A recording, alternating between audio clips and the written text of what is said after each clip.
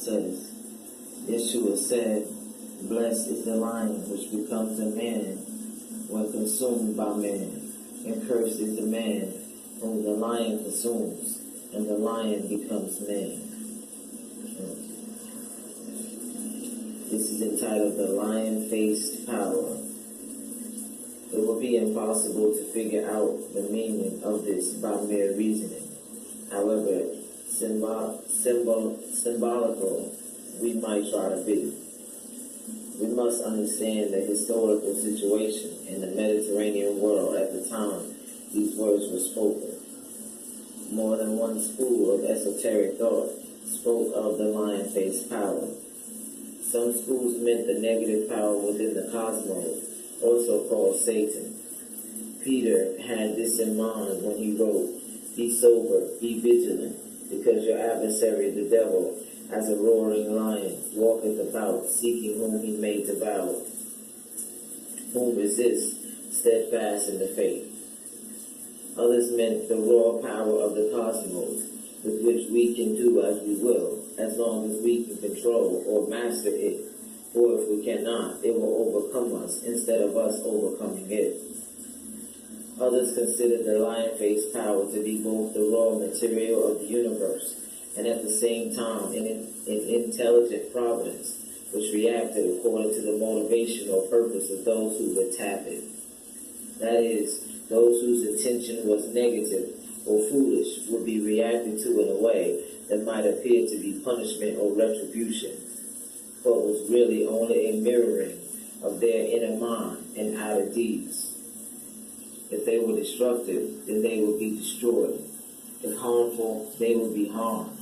If beneficial, they would be benefited. If divine, they would be divinized.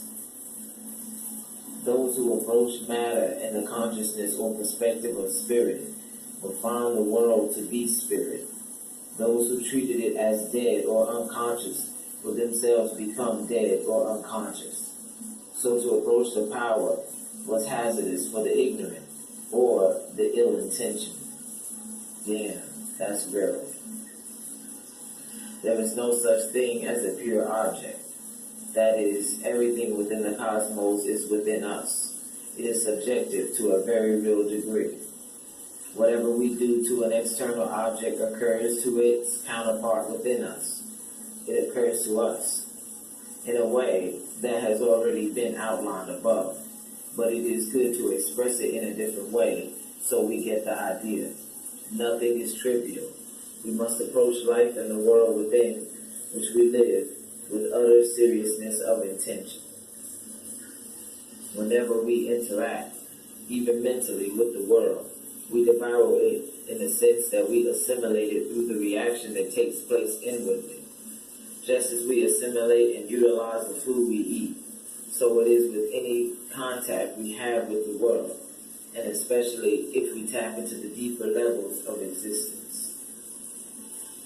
Alright, this next part is entitled Christian Perspective. Thanks for staying with me. It says Christians also were aware of the lion-faced power and its dilemma for the actively questing soul, as the text known as the Pistis Sophia shows. A very much later indication of this awareness is to be found, interestingly enough, in the tarot deck designed by A.E. White, the English 19th or 20th century Christian esotericist. Perhaps the common and perilous approach to the lion-faced power is the contracting of relationships, for then we are integrated with another living reflection of the cosmos in all its complexity and perplexity.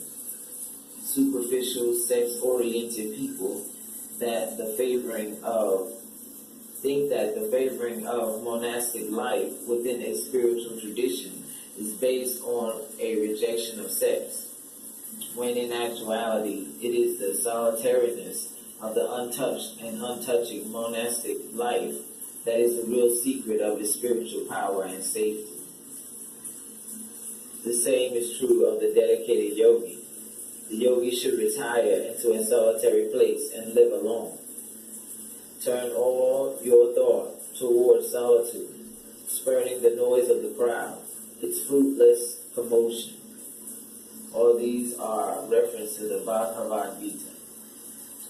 When a man seeks solitude, that man is ready for oneness with Brahman. Knowing this, the celibate waif designed the card known as the Two Cups accordingly. He directed the artist Pamela Coleman Smith to show a man and woman standing facing one another and exchanging cups. The scene is very tranquil and shows both depth and delicacy of feeling, both rare in most instances, and therefore all the more relevant to those evolved enough to be seeking understanding of human life so as to aspire to divine life. But there is something else in the picture. Right between the two cups is seen a caduceus, a staff of the healer of the gods, with its two intertwined serpents, symbolizing the inner power of both the lovers as well as the positive and negative force inherent in all deeds and thoughts.